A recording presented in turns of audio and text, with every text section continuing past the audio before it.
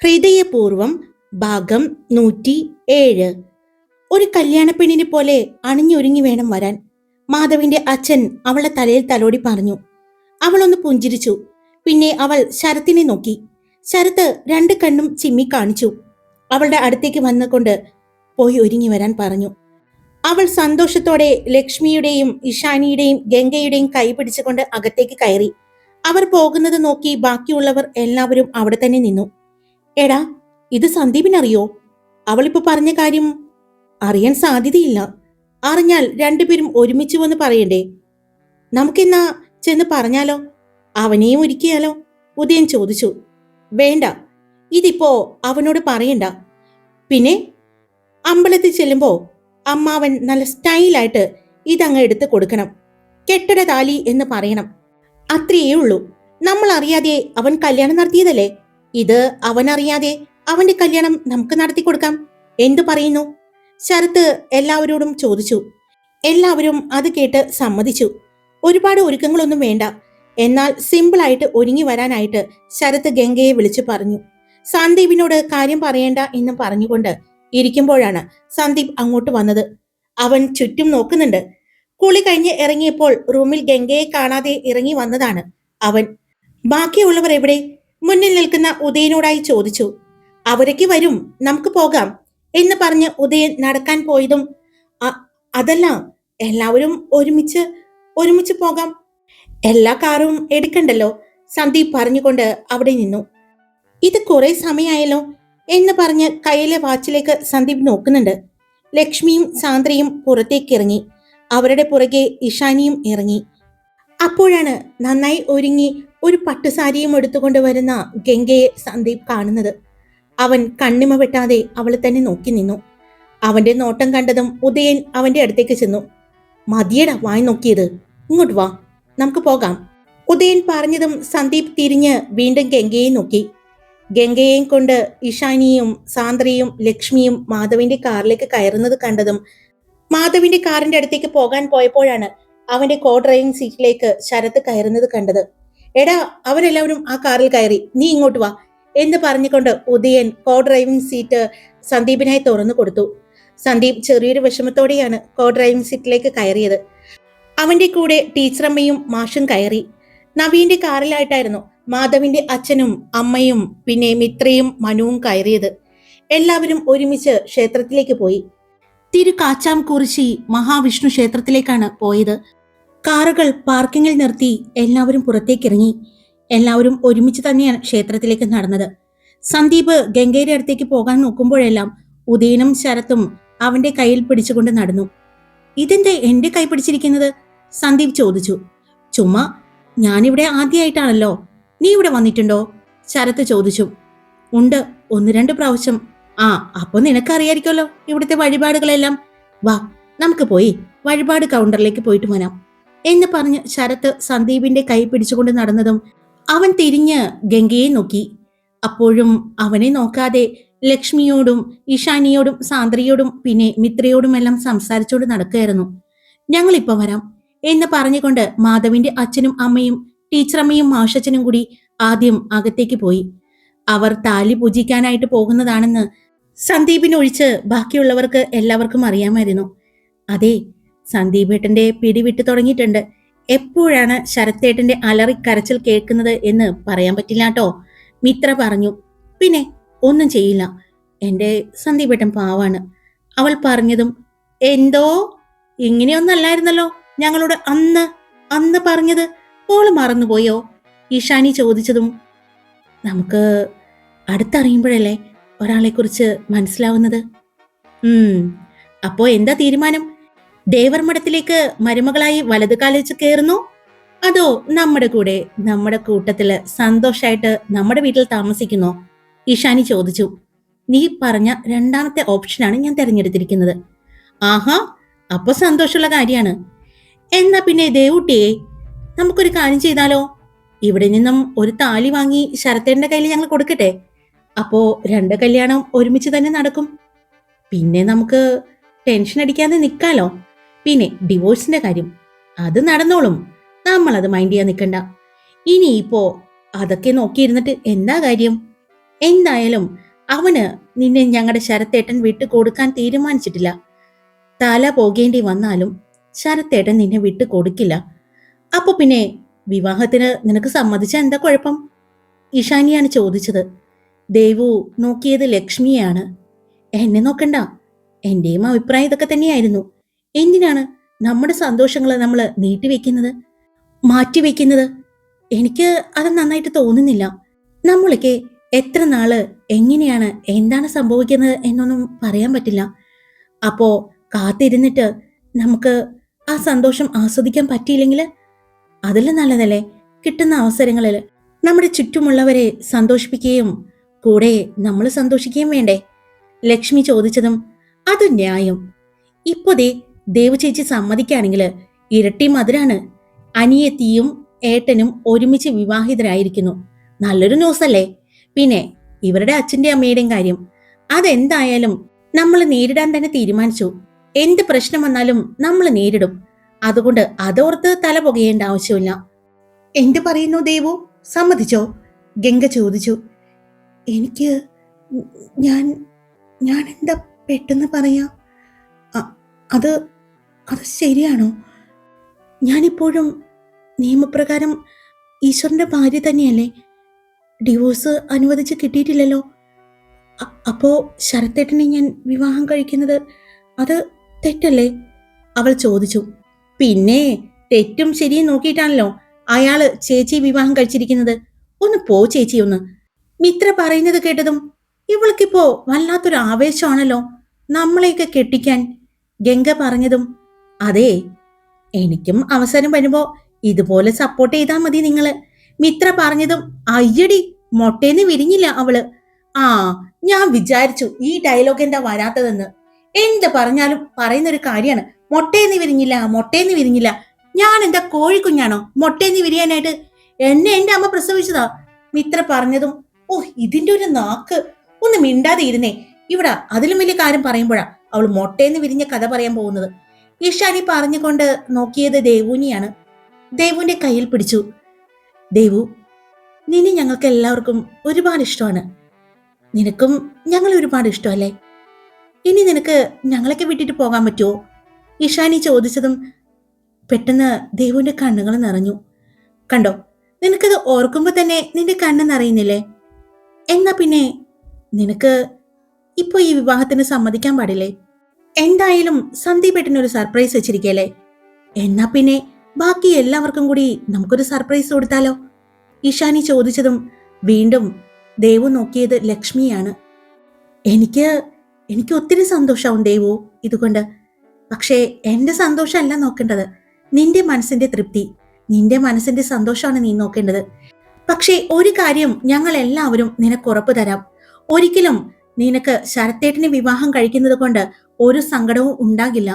അത് 100% ഈ മഹാവിഷ്ണു ക്ഷേത്രത്തിൽ വെച്ച് ഞാൻ നിനക്ക് തരുന്ന ഉറപ്പാണ്. ലക്ഷ്മി പറഞ്ഞു. ലക്ഷ്മി മാത്രമല്ല, ഞങ്ങൾ എല്ലാവരും തരുന്ന ഉറപ്പാണ്. പിന്നെ ഞങ്ങളുടെ എല്ലാം നിർബന്ധം കൊണ്ടാകരുത് കേട്ടോ. ഞങ്ങളുടെ ശരത്തേട്ടന്റെ ഭാര്യയാകാൻ പൂർണ്ണ മനസ്സോടെ സമ്മതാണെങ്കിൽ ദേ ഈ കൈയിലേക്ക് കൈവച്ചേ എന്ന് പറഞ്ഞുകൊണ്ട് ഇഷാനി കൈ നീട്ടിപ്പിടിച്ചു. പെട്ടെന്ന് ഇഷാനിയുടെ കൈക്ക് മുകളിൽ ഗംഗ കൈവച്ചു. ഞാൻ നിന്നോടല്ല പറഞ്ഞത്. അല്ല, നമ്മളെല്ലാവരും സപ്പോർട്ടാണെന്ന് പറഞ്ഞ് കൈവച്ചതാ. ആണോ? എന്നാ പിന്നെ ഞാനും എന്ന് പറഞ്ഞ് മിത്രയും വെച്ചു. മിത്രയുടെ കൈകൾക്ക് മുകളിലായിട്ട് സാന്ദ്രയും വെച്ചു. അതിന് മുകളിലായിട്ട് ലക്ഷ്മിയും വെച്ചു. പിന്നെ എല്ലാവരും ദേവുവിനെ നോക്കി. അവൾ എന്ത് തീരുമാനം എടുക്കും എന്നറിയാതെ വല്ലാതെ ബുദ്ധിമുട്ടുന്നതായി തോന്നിയതും വേണ്ട, ആരും നിർബന്ധിക്കണ്ട. എന്റെ ഏട്ടനെ വിവാഹം കഴിക്കാൻ പൂർണ്ണ സമ്മതമാണെങ്കിൽ മാത്രം വിവാഹം കഴിച്ചാൽ മതി. എനിക്ക് ഒരു ആഗ്രഹം ഉണ്ടായിരുന്നു, എന്റെ ഏട്ടൻ ഇനിയും സങ്കടപ്പെടരുത് എന്ന് പറഞ്ഞ് ഗംഗ കൈ വലിച്ചെടുത്തതും എല്ലാവരുടെയും മുഖം മാറി. എന്നാ നമുക്കകത്തേക്ക് പോകാം, ഗംഗ തന്നെയാണ് പറഞ്ഞത്. എല്ലാവരും നടക്കാൻ പോയതും ലക്ഷ്മി ഒന്ന് നോക്കി ദേവുവിനെ. അവിടെ തന്നെ നിൽക്കാണ്. പെട്ടെന്ന് എനിക്ക് സമ്മതാണ് ശരത്തേട്ടന് ഭാര്യയാകാൻ. പെട്ടെന്ന് ദേവു പറഞ്ഞതും എല്ലാവരും അവളെ തിരിഞ്ഞു നോക്കി. സത്യമായിട്ടും? ഗംഗ ഓടി വന്ന് അവളുടെ കയ്യിൽ പിടിച്ചു. സത്യമായിട്ടും സമ്മതാണോ എന്റെ ശരത്തേട്ടനെ വിവാഹം കഴിക്കാൻ? അവൾ ചോദിച്ചു. സമ്മതാണ്. ലക്ഷ്മി പറഞ്ഞതുപോലെ എന്റെ സന്തോഷങ്ങൾ ഞാൻ ആർക്കു വേണ്ടിയാ മാറ്റിവെക്കേണ്ടത്? ആർക്കു വേണ്ടിയും മാറ്റിവെക്കാനില്ല, ആരോടും ചോദിക്കാനുമില്ല. എനിക്ക് നിങ്ങളൊക്കെയല്ലേ ഉള്ളൂ. അവൾ പറഞ്ഞുകൊണ്ട് വിങ്ങി പൊട്ടുന്നത് കണ്ടതും എല്ലാവരും അവളെ ഒരുമിച്ച് ചേർത്ത് പിടിച്ചു. അതെ, മതി മതി, എങ്ങനെ ഇത് പ്ലാൻ ചെയ്യാൻ പോകുന്നെന്ന് പറഞ്ഞേ. പെട്ടെന്ന് സാന്ദ്ര പറഞ്ഞതും അത് ഏട്ടത്തി, മാധവേട്ടനെ വിളിക്ക്. പെട്ടെന്ന് മിത്ര പറഞ്ഞതും എന്താ? മാധവേട്ടനെ വിളിക്ക്. നമ്മുടെ മാധവേട്ടൻ ഗോൾഡ് വാങ്ങുന്ന തട്ടാന്റെ കട ഇവിടെ അടുത്തല്ലേ? അവിടെ പോയി കഴിഞ്ഞാ താലി കെട്ടും, പിന്നെ ഒന്നും നോക്കണ്ടല്ലോ. മിത്ര പറഞ്ഞതും അത് ശരിയാണല്ലോ, ഇവിടെ അടുത്താണല്ലോ അദ്ദേഹത്തിന്റെ വീട്, ഞാൻ വിളിക്കാം എന്ന് പറഞ്ഞ് വേഗം തന്നെ ലക്ഷ്മി ഫോൺ എടുത്ത് മാധവിനെ വിളിച്ചു. ഫോൺ 2-3 പ്രാവശ്യം റിങ് ചെയ്തതിനു ശേഷമാണ് മാധവ് എടുത്തത്. എന്താ ലച്ചു? മാധവ് ചോദിച്ചു. മാധവേട്ടൻ ഒറ്റയ്ക്ക് ഒന്ന് ക്ഷേത്രത്തിന് പുറത്തേക്ക് വരാവോ? ഞങ്ങൾക്ക് ഒരു കാര്യം പറയാനുണ്ട്.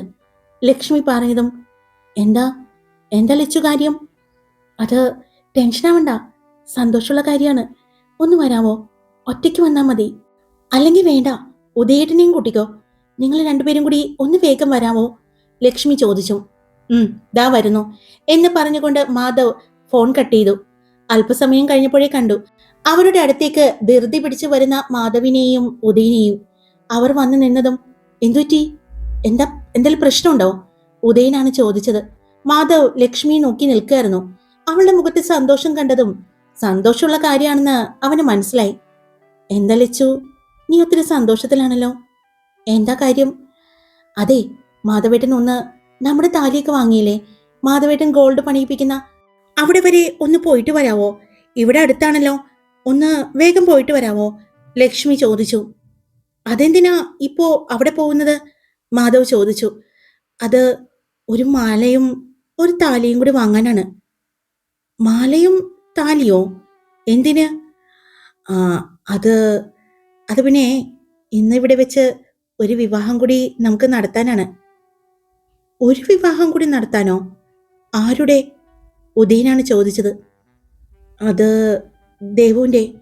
ദേവുവിന് ശരത്തേട്ടനെ വിവാഹം കഴിക്കാൻ സമ്മതാണെന്ന്. എന്താ? കേട്ടത് വിശ്വസിക്കാനാവാതെ ഞെട്ടലടിയാണ് ചോദിച്ചത്. അതെ, സത്യമായിട്ടും ദേവു സമ്മതിച്ചു. അങ്ങനെയാണെങ്കിൽ നമുക്ക് ഇന്ന് തന്നെ നടത്തിയാലോന്നാ ഞങ്ങൾ ആലോചിച്ചത്. അവൾക്ക് സമ്മതാണ്. സത്യമായിട്ടും ദേവുട്ടിക്ക് സമ്മതാണോ ഞങ്ങളുടെ ശരത്തിനെ വിവാഹം കഴിക്കാൻ?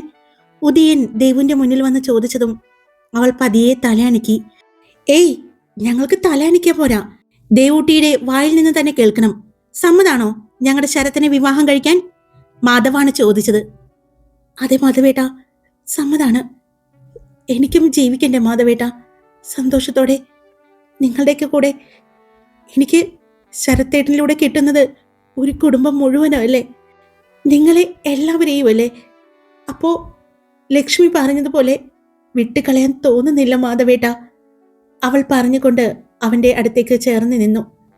എൻ്റെ സ്വന്തം ഏട്ടനെ പോലെയാ ഞാൻ നിങ്ങളെ രണ്ടുപേരെയും കണ്ടിരിക്കുന്നത്. എനിക്ക് ദോഷം വരുന്നതൊന്നും നിങ്ങൾ രണ്ടുപേരും ചെയ്യില്ല എന്ന് എനിക്ക് ഉറപ്പുണ്ട്. നിങ്ങൾ പറ, എൻ്റെ തീരുമാനം തെറ്റാണോ ശരിയാണോ എന്ന് നിങ്ങൾ പറയുന്നത് പോലെയാ ഞാൻ അനുസരിക്കാം. എനിക്ക് സന്തോഷത്തോടെ ജീവിക്കണം മാധവേട്ട.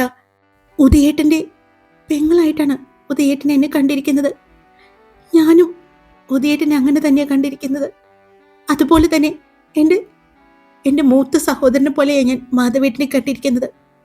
അതുകൊണ്ട് നിങ്ങൾ തീരുമാനിക്കുക. എൻ്റെ ഈ തീരുമാനം തെറ്റാണോ ശരിയാണോ എന്ന് നിങ്ങൾ പറയുന്നത് പോലെ ഞാൻ അനുസരിക്കും. എനിക്ക് അനുസരിച്ച ശീലം.